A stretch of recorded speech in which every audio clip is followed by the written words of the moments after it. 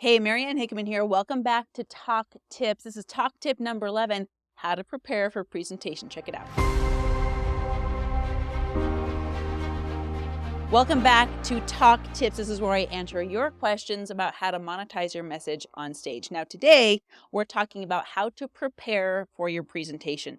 There's a lot of questions that you need answers to in order to adequately prepare for your presentation. I'm going to give you a list right now, so you might want to write these down and just mentally check them off, physically check them off if you need to, before you get on any stage, whether it's a digital or physical stage. One of the biggest questions you need to know the answer to is, how much time do I have on stage? Now, in my speaker competitions, you only have 2 minutes to speak on stage. And you might be surprised at how hard that is to collapse all of your knowledge and expertise into a succinct, powerful, impactful 2 minutes. And sometimes when you're on stage, you have a hard stop. They don't let you go over. They're going to pull you off that stage. So you got to get a feeling of how long 2 minutes is and how long 5 minutes is and how long 17 minutes is. You got to know how long you're speaking, whether or not it's 2 minutes or 2 hours.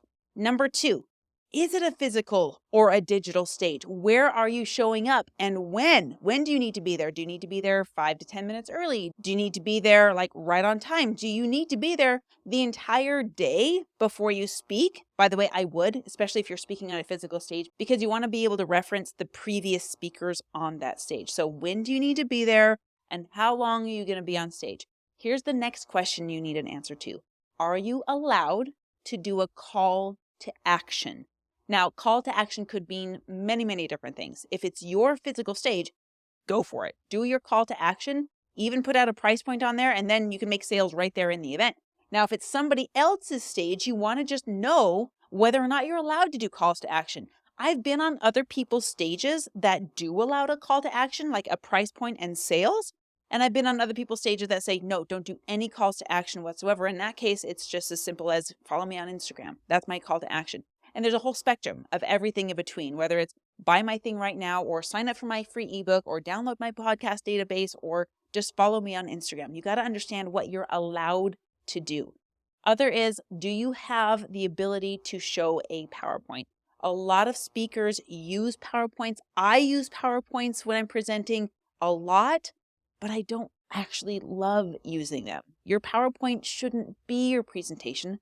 Your PowerPoint should support your presentation. The last thing you want is death by PowerPoint. Your audience is going to get overloaded and overstimulated. And here's the other thing. You got to be able to present if the tech fails. If your PowerPoint shuts down, tech always fails, you guys. Ask me how I know. Something will go wrong on stage, and you've got to be prepared for that thing going wrong. Even if your tech fails and you're using a whiteboard or pad of paper, what if your markers are out of ink? What do you do then? Can you go on? If the mic fails, if the markers fail, if the tech fails, if the lights turn out, can you still go on and present even if everything shuts down? That is the mark of an amazing speaker. Here's the next thing. You need to know what the main call to action is for the entire event that you're speaking. And when you speak, the hosts of the event, they're going to love it if you support that main call to action. For example, I had a student who hopped on the WealthCon stage just a few weeks ago. There is a main pitch for WealthCon, and they don't want other speakers distracting from the pitch because, as you and I both know, a confused mind does not buy. And we create confusion when we offer multiple directions for the audience to go in. So when my student got on stage, his only call to action, he couldn't even use a QR code, was just, hey, follow me on Instagram or send me a message on Instagram. That was the only thing he could do. But everything else about his presentation pushed toward the main call to action for WealthCon. And guess what? Your owner of the event coordinator, loves that. They want to bring you back when you can pull all of the ropes in the same direction. You can help the audience go in the same direction that the event owner wants them to go in.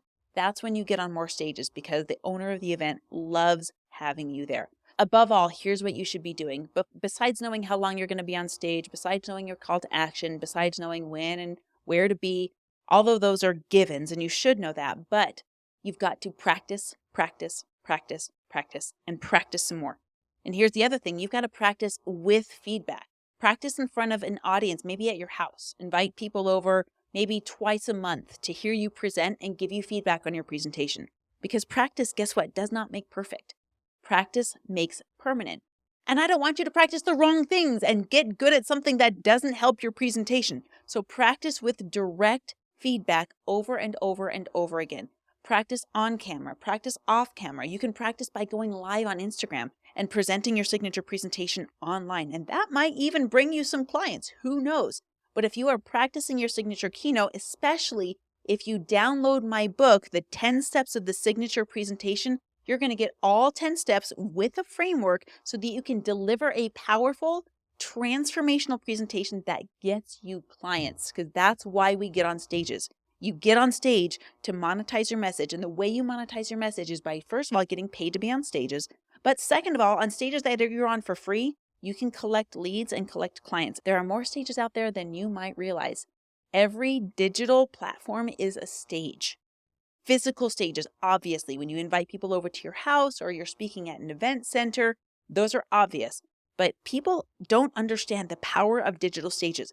Just this morning, I showed up on a digital stage for like 90 seconds making a post. I didn't even use my face. And I collected, I think, up to 500 leads now. I haven't checked my phone in a few minutes, but I got 500 leads from a single post. That was a digital stage because I'm using it to share my message and I'm getting leads from. If you want to get in the Mastery Hive, this is where I teach everything, and this is where I take your message and help you make money doing it. It's the biggest ROI you can put into yourself. Go to mariannehickman.com/Mastery Hive and join us. We'll see you in the next Talk Tips.